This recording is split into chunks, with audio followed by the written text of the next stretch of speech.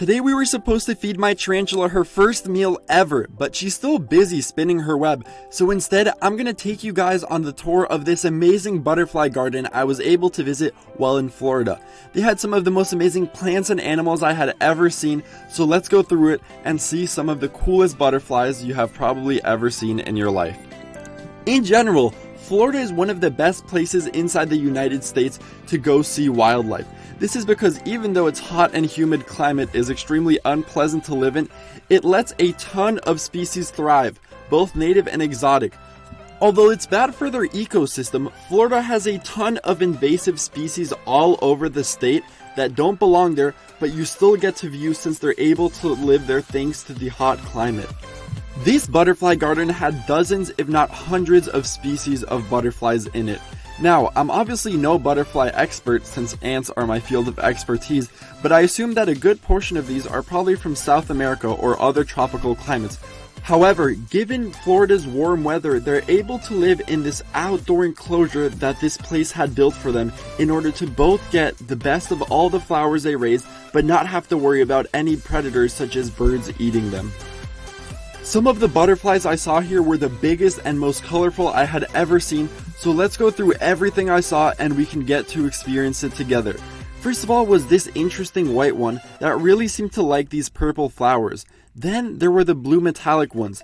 They look boring from the outside since they're brown and sort of dull, but when they open the wings you can see just how colorful they truly are.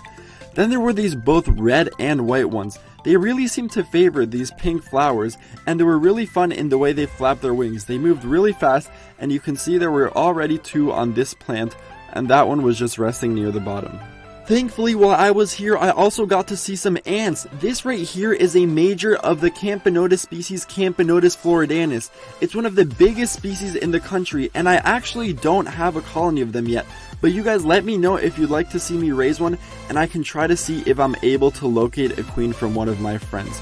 Now if you walk around, you can see just how many flowers there were all over the place for the butterflies to feed off of, and this one right here was one of the bigger species in the place.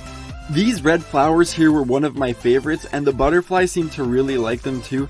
As you can see, one of these red ones was perched on it for quite a while drinking up the nectar, and as I moved down the garden, there were these two white ones flapping around each other. I'm not sure if maybe this is some sort of mating ritual they do in order to try to attract a mate, but I saw it happening a bunch of times with other species as well.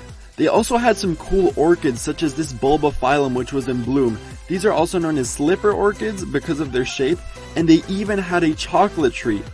Sadly, I didn't get to see any fruits on it, but it was still cool because I had never really seen one in real life up close, only in pictures or documentaries. In some parts of the exhibit, they also had glass cases full of butterfly pupae, which are also called the chrysalis. All these chrysalises are where the butterflies hatch from. Some of them look really bright green, some of them are golden colored like these, but at the bottom of the case there was actually a couple butterflies that had just hatched.